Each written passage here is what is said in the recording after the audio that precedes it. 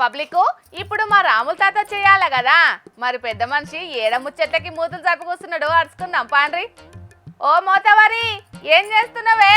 అరే పాట పెట్టి సౌండ్ కొద్దిగా పెంచు, కొంచెం పుల్లుగా పెరగాలి. 3 రంగుల జెండా బట్టి సింగమోలే కదిలినాడు, ఒక్కరో కాంగ్రెస్ సూర్యుడు మన రేవంత్ అన్న ఇంకా తీసి అడిగే మనగాడు.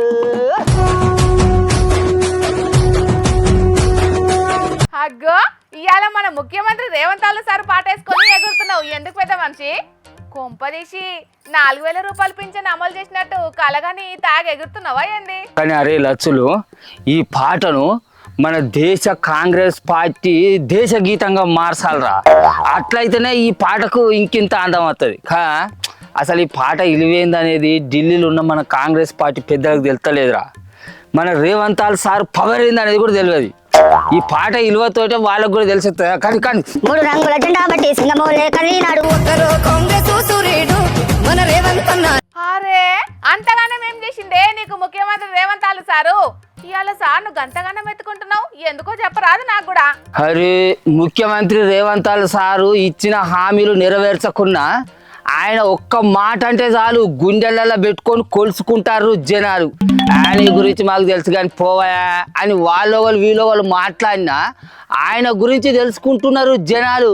అది మా ముఖ్యమంత్రి రేవంత్ సార్ పవర్ అంటే. పాడబెట్ట 3 రంగుల జెండా బట్టి సింగమోలే కదిలినాడు, ఒక్కరో కాంగ్రెస్ సూర్యుడు మన రేవంత్ అన్న. ఆ సెంగలిచ్చిన అటెంక గాని ఇంతకు తమరు ఎందుకు ఇంతగానో మిచ్చుక చేస్తాండ్రో అది చెప్పండి తాతగారు. మా నల్లమల పులి కాంగ్రెస్ పార్టీ సూర్యుడు, ఒకే ఒక్క మొనగాడు మా ముఖ్యమంత్రి రేవంత్ సారు స్టారు కాంపనరీగా కేరళలో ప్రచారం చేసినందుకు అక్కడ మా చెయ్యి పార్టీ గెలిచింది. అది మా రేవంత్ సార్ పవర్ అంటే. పాడబెట్ట 3 రంగుల జెండా బట్టి సింగమోలే కదిలినాడు, ఒక్కరో కాంగ్రెస్ సూర్యుడు మన రేవంత్ అన్న. అదా సంగతి. నిజంగానే ఇవాళ విడుదలైన ఎన్నికల ఫలితాలలా కాంగ్రెస్ నేతృత్వంలో ఉన్న యునైటెడ్ డెమోక్రటిక్ ఫ్రంట్ భారీ మెజార్టీ తోటి కేరళ రాష్ట్రంలో అధికారాన్ని సాధించుకున్నదే. మరి అంటావు కేరళ మన ముఖ్యమంత్రి రేవంత్ సారు ఓట్ల ప్రచారం చేస్తా అంటే అక్కడి పాత ముఖ్యమంత్రి మాట్లాడిండు కదా, ఇక నువ్వు ఇచ్చిన హామీలనే నెరవేరుస్తలేవు, పేదోళ్ళ ఇండ్ల మీదకి బుల్డోజర్లను పంపించి 100ల కొద్ది ఇండ్లను గూలగొచ్చినావు, నువ్వు మాకు నీతులు చెప్తానవా?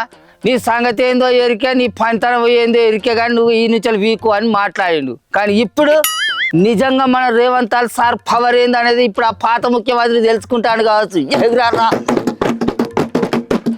జనాలు తలుచుకుంటే ఏమున్నదే, ఎసొంటి లీడర్ అయినా ఎంతటి పార్టీనైనా మట్టి కల్పిస్తారు. మన కాడి లెక్కనే కేరళలో కూడా మార్పు కావాలనుకున్నారు, కొత్త సర్కార్ని తెచ్చుకున్నారు. కేరళలో మా చెయ్యి పార్టీ గెలుపుకు అతి ముఖ్యమైన కారకుడు మా ముఖ్యమంత్రి రేవంత్ సారు. ఇప్పుడు రేవంత్ సార్ పవర్ ఏందనేది ఢిల్లీలో ఉన్న మా చెయ్యి పార్టీ పెద్దలకు తెలిసేస్తుంది, ఇంకా తెలుసుకుంటారు. ఇంకా అక్కడెక్కడో పవర్ చేయించుడు కాదే, మన కాడ ఇచ్చిన హామీలను నెరవేరిస్తే మన ముఖ్యమంత్రి పవర్ ఏంటనేది ఇక్కడ పార్టీలకు తెలుస్తుంది. వాళ్ళెవలో గెలితే మన కొరిగేదేమున్నది చెప్పు.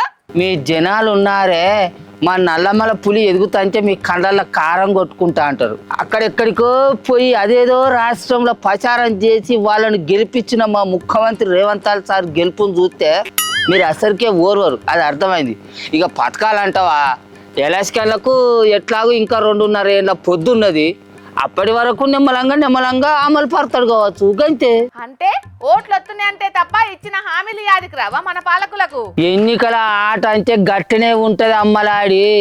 ఇప్పుడే ఇచ్చిన హామీలన్నీ నెరవేర్చేది ఉంటే మళ్ళీ ఓట్ల నాటికి యాది పెట్టుకుంటారు జనాలు. అందుకే అమలు పడతలేడు కావచ్చు మన ముఖ్యమంత్రి రేవంత్ సారు. అరే గంతెందుకు, మన కేసీఆర్ సారు ఇచ్చిన హామీలే కాక ఇంకా ఎన్నో మంచి మంచి పనులు చేసిండు. అట్లా అని సార్ను గెలిపించి గద్దె మీద కూర్చుని పెట్టిలా, ఆయన పక్కకు పెట్టలేదా? ఇది కూడా గంతే. మళ్ళీ ఎలక్షన్ నాటికి అన్ని అమలు పడతాడు కావచ్చు మన ముఖ్యమంత్రి రేవంత్ సారు. పాలకులేమో గానీ నువ్వు మాత్రం బాగానే ఆరితేరినట్టున్నావు కదా రాజకీయాలల్లా. గంగ గయ్యాలైతే ఈశ్వరుడు ఏట్లా దురుకుతాడే, ఇది కూడా గంతే. నాయకుల పాలన బట్టి, నాయకుల మనస్తత్వాలను బట్టి ప్రజలు మెదలాలి. అరే నువ్వు పాడబెట్టి అది గట్ల 3 రంగుల జెండా బట్టి సింగమోలే కదిలినాడు, ఒక్కరో కాంగ్రెస్ సూర్యుడు మన రేవంత్ అన్న. సరే గాని తమిళనాడులో విజయ్ పార్టీ టీవీకే గెలిచినందుకు బీఆర్ఎస్ పార్టీలు కూడా సంబరాలు చేసుకుంటున్నారట కదనే.